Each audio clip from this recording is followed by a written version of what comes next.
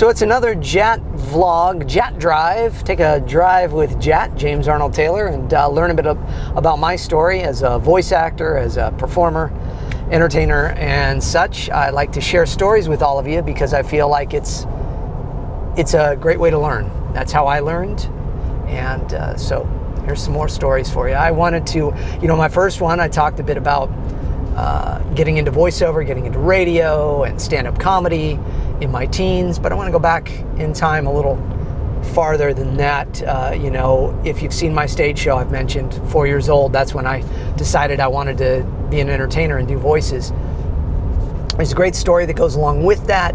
I'll save that for my stage show though, because there's a great piece that was animated by my good friend Joe Hogan, and telling the whole story of how I became a performer, and the desire to be a performer when originally I wanted to be a doctor, and then I shifted at 4 years old. But that's a bit that I do in my stage show, and love for you to see that. So I'm not going to give that whole story here, but from that point I was so influenced by Looney Tunes and the Tex Avery cartoons and Hanna-Barbera cartoons and stuff. Mel Blanc, Don Messick, all of these people were such an influence. I've mentioned those in other JAT vlogs, and another one that's coming out soon enough too. But you have to put yourself in that place of back in that time period of the 70s and 80s when I grew up, because I'm an old man now. It was very different, and I know we all know there wasn't YouTube, there wasn't Vimeo, and all these Hulu and Amazon and Netflix and such. So you had to watch whatever was there, but also you only had like 12 channels. I mean, it was up to channel 13, but channel 1 wasn't an actual channel, so if you clicked on that, it was just static and shh, and which you wouldn't even know now. Now your screens just turn blue and there's no sound if there's nothing on the channel. No signal, right? But back then it wasn't that way. It was all very analog, no digital at all. So watching shows, it was usually on channel 11, channel 13 in the mornings. I would watch the cartoons out in Santa Barbara, where I grew up, California, and I would watch Looney Tunes, and they're how I learned comedy. They're how I learned comedic timing, what was funny, what was hip, what was relevant, how to act, how to perform. Phil Lamar, very talented voice actor and on-camera actor, was asked once, how'd you learn about acting? He said, everything I learned about acting, I learned from Bugs Bunny. I'm paraphrasing, but that's basically the gist of it, and he's so right. Bugs Bunny taught us so much. Mel Blanc and his brilliance with all of the comedy he was doing and switching of voices and all of that. So I just soaked it all up. I just loved it. I watched every one of them. I'd memorize them. I'd watch them as they were on, and I'd say the lines along with them and such. I loved all of it. And so I would make tapes. Now, back then we had cassette tapes, and some of you may know cassette tapes. Others may go, I've heard of these. What are they? These fantastic little things before CDs and after records, although records were still very big when cassettes came out, but it was a way to take it on the go with you. You couldn't have a record in your car, for example, but cassettes you could. And so I had my little Radio Shack boombox type thing with the tape player, and it had a built-in microphone in it. But I also found, it's fascinating enough, that if you plugged in a headset, one of those ones with the old foam, the old Walkman headsets, if you plugged that into the microphone, it would work as a microphone. I mean, nowhere near as good as a real microphone, but it still worked. And I found that out, I think, by accident at some point. And so I would use it as a microphone, and I would record things. And I had a little keyboard, a little organ that I would play, a little plug-in organ, and the air would come into it and make this big sound, and I could play the organ, and taught myself how to play little things, and I would play like the Twilight Zone theme, and I would do my Bad Rod Serling impressions and do all these, Twilight Zone episodes, because I loved watching that. First Twilight Zone episode I ever saw was the one Talking Tina, with Telly Savalas as the dad with this doll. He's the stepdad, and there's this doll, and it's very spooky. My wife still hates Twilight Zones because of all that, and I'm not one that likes scary things, but for some reason I was drawn to the Twilight Zones. I think because of the fascination of the story and Rod Serling, his voice and the storytelling of all of it. So between Bugs Bunny and Rod Serling, I learned so much. And then Gary Owens on Laugh-In, the announcer Gary Owens. And again, I talk about him in another vlog here that's coming out soon. And I was inspired by all these people and what they did. So I would make my own little tapes and these things, and I've tried to find some of them. I have a whole bunch of old cassette tapes, and hopefully I'll find them someday, of me when I was younger, when I was a little kid doing these voices, because it would be fun for me to hear it. But I would do that with my friends, and we would write these shows. And I was, of course, a huge Raiders of the Lost Ark fan, and I would watch Raiders at the movie theater. If you've caught Clone Wars Conversations with Sam Witwer, you know that I told the story of all of that. So I would go to the theater every day in the summertime, because my best friend went up to San Francisco to stay with his father during the summertime. And so I wouldn't have anything to do, so I'd go to the movies and watch Raiders of the Lost Ark. And so I learned so much from all of these things, all these movies and such, and it was a great introduction into the business that I'm in now, and it taught me so much. I also learned a lot from Steve Martin. He was one of my absolute heroes as a kid, listening to his stand-up comedy on records. I still have all my Steve Martin records, you know, Comedy's Not Pretty and Let's Get Small and Wild and Crazy Guy, and I memorized the bits that he did. The Cruel Shoes I can still do by memory. It's in there and it won't go out. I loved that. The Cruel Shoes is a comedy bit he did on his album. So if you know Steve Martin, you know his stuff. He was, in my opinion, the most brilliant stand-up comic, because he was the anti-stand-up in some ways as well. And he just did things that are timeless and hysterical still to this day. So I would get up in class and tell these. I remember I did the Cruel Shoes in 5th grade for like show and tell or whatever. I would perform these bits. I would, of course, take out the dirty parts, the cursing and stuff. He didn't do a lot of cursing, Steve Martin, but I would clean him up and do my best Steve Martin impression for the class. And Robin Williams. I was a big Robin Williams fan. Obviously, Mork and Mindy was out at the time, and it was huge. And so when I was in 5th grade and the year started, Mr. Rosa was my teacher. And what a great man. He's the one that got me really into acting. I think if you trace the lineage of any actor, they will name at least one teacher in their life that changed them and taught them about acting, about their craft. And Mr. Rosa, my 5th grade teacher, was certainly that. He would write these plays for Halloween every year, and the 5th grade class would put on a Halloween play for the school, the grade school. And my grade school was K through 6th grade. We didn't do middle school. And so we would do a play, and that year we did Cork and Cindy, which was a play, a parody of Mork and Mindy. And I had to have that role. I remember I've got to have this role. I had memorized all the bits from Robin Williams' album, and I would walk around doing the whole, hey, oh, Shazbot, you know, all that. I was such a nerd. And I memorized it all and loved it all, and I was like, I've got to get this role. So I auditioned for it, and I got the part. And that play had a part in it where Cork, who was this alien that came down to Earth on Halloween and then sees all the trick-or-treaters and everything. It was a very clever story that he had come up with, actually. And so he thinks that Earth is this place full of all these creatures and stuff. It was fun.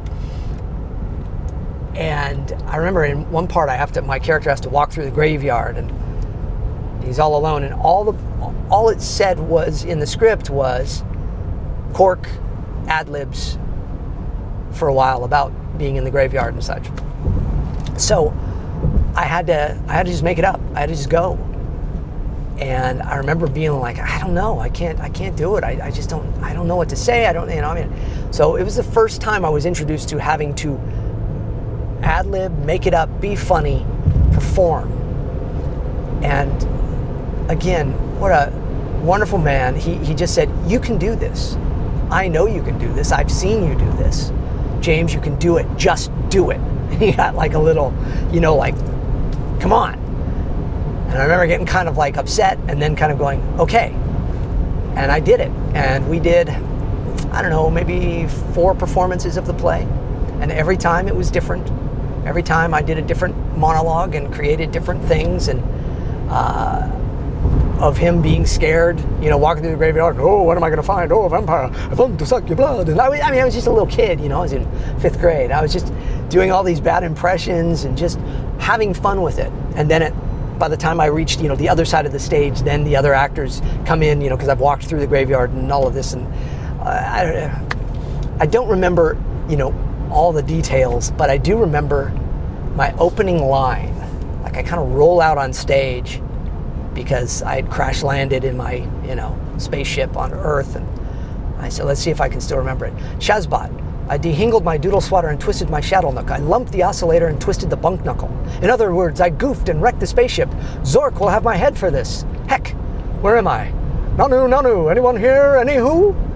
That was my lines. Yeah, I still got it. That weird? That was the first thing I ever had to memorize. And here I am, 48 years old. It's still in my memory banks. Pretty funny. So, did that play, and it changed my life. It did. And it changed me at school. I became very popular because everybody went, it's the Mork guy, it's Robin Williams guy, And so I was always doing voices for kids and making people laugh. And again, always the shortest kid in my class, always. So that also was kind of part of it, was you had to have that as a defense. But it was great. And so then we did other plays that year too. We did Shakespeare, we did Julius Caesar, and I played Casca, who's the first one to stabbed Caesar. Speak hands for me, and then I stabbed him. We had these great daggers in the play that we had to stab Julius Caesar, and for 5th grade, this was pretty intense. So Mr. Rosa had come up with this great concept to take nail polish, red nail polish, and paint on one side of the dagger. This, looks like blood, and so I would hold the dagger up in one hand, or with one side of the blade there, and when I went like I stabbed him, I'd flip it around and so when I came out, it looked bloody. I mean, such a simple, little bit of theatrics and sleight of hand, but it worked. And I remember Craig Spire was my friend who played Julius Caesar, and his little brother was in the audience one night when we did the show, and he started crying. He was so angry and upset that I stabbed his brother, which I don't blame him. He was a little kid, but we had a great time. We did The Taming of the Shrew. I was Hortensio in The Taming of the Shrew. We did a lot of fun plays, and that was when I really went, acting, stand-up comedy, performing. No doubt about it, this is what I want to do. And we had talent contests, talent shows, even before that, I believe. Yeah, actually, it was before that. I think I was in 3rd or 4th grade when I did the talent shows. So when I was 7 years old, I got a ventriloquist dummy, Jerry Mahoney dummy. So I'm backtracking here, sorry, but I got a Jerry Mahoney dummy and I learned ventriloquism. I loved ventriloquism, Edgar Bergen and all those guys. I just thought it was great. So I created an act back then. Let's see, I believe I was in 4th grade there. 4th grade. So this was before the plays and stuff, but I was on that way. So once I had hit the plays and could perform on my own, then it was all over. I had the bug, so to speak. But yeah, so in 4th grade I had the Jerry Mahoney doll that I created an act with and performed. And I had this whole bit where he got a letter and notice in the mail, and he was drafted. And so he, of course there was no draft or anything, but I watched a bunch of old Abbott and Costello movies and all these old Bob Hope and Bing Crosby movies, and always about them in the service or being drafted or whatever. So I wrote this routine with my dummy, with my Jerry Mahoney dummy, and talked to him and did this whole routine. And there was a talent show, and I came in second. I was really bummed. I came in second. These girls, young girls, 3 sisters, they were singers, and they sang, what did they sing? They sang, I can't remember what song it is, but they beat me out because they had harmonies and stuff. They were very good. So, but I came in second, and after that point, I knew I just loved doing this. I loved creating characters and writing little scripts and little bits. And of course, it became a big part of my life later in life when I worked in radio and comedy bits and all of those things. So very useful. But as a kid, I would perform these shows for my family, and at night I would listen to my records. I had Sesame Street records or whatever I had. I would make bits out of it all. And then at night, after dinner, I would perform these shows for them, and I would rehearse them all day, running around, the living room, practicing them. And what a life I've led now, meeting people like Frank Oz, who so inspired me with Sesame Street and the Muppet Show. The Muppet Show was a huge turning point for me as a kid, because seeing what could be done with comedy, with these characters that weren't real life characters, but they weren't cartoon characters. It was a huge deal. And to now call Frank Oz a friend is really a blessing to me, because I don't know if I could ever really explain to him how much of an impact his work and Jim Henson's work and all of the amazing Muppeteers and their writing and their comedic abilities had such an effect on me as a performer. And everywhere I go, I'm going to a session right now today for Guardians of the Galaxy. It's nice that I can actually say that, because you all know that Guardians of the Galaxy is on. And if you don't know, watch it on Disney XD. Guardians of the Galaxy. I play Cosmo, the Russian telepathic cosmonaut dog. And I play Yondu. Okay, sorry about that. I had to change the battery. Had a battery die in the middle of the story. Where was I? Cosmo and Yondu and all that. And so going to these sessions, what I was going to say is that, I'm so inspired still. Whenever I go to any voiceover session, all of us voice actors, we're all so inspired by animation, Muppets, comedy, Steve Martin, all these great comedians and stuff.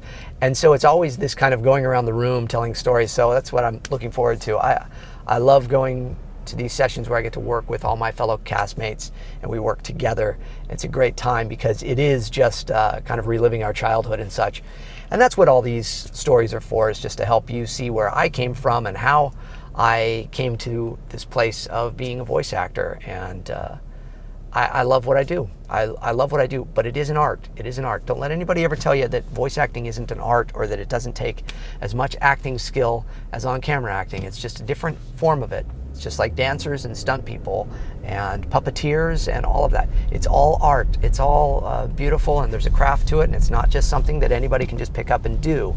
You need to learn how to do it. So that's why I like sharing my stories with you and all of you that are interested in voiceover and such, trying to help you see who I am and what I'm about. And please subscribe to the channel if you have not already. I thank you, all of you that have subscribed and taken the time to subscribe and spread the word wherever you can. I appreciate when I see those on Twitter and Instagram and such, of people saying, hey, make sure you check out James Arnold Taylor's. That's very nice of y'all. I appreciate that. We have rounded 30,000 viewers on the channel, or subscribers, and I'm looking to get 100,000 by the end of the year. I don't know if it'll happen, but I'm hopeful. So I thank all of you that have been a big part of that, staying subscribed and sharing and watching the content. Clone Wars Conversations is really where I'm putting a lot of my energy right now for editing and stuff, because there's so much there. There's more JAT shows that have been shot. I just need to edit them, but those are big endeavors. There's a lot of editing, a lot of comedy bits and things that I put into them. So more to come on those. Jim Cummings' JAT show is coming soon. Trevor Duvall's JAT show is coming soon. We'll have more of them. People like Vanessa Marshall I've talked to as well. And we've got more Clone Wars Conversations coming up, and we've just got a lot of stuff. But again, I say we, but it's really, it's me. It's me editing this stuff. So I appreciate all of you subscribing, sticking with me, taking these drives, learning more about what I do, and check out more to come. And I hope you have a great rest of your day. See ya, or night, or whatever it is. Bye-bye.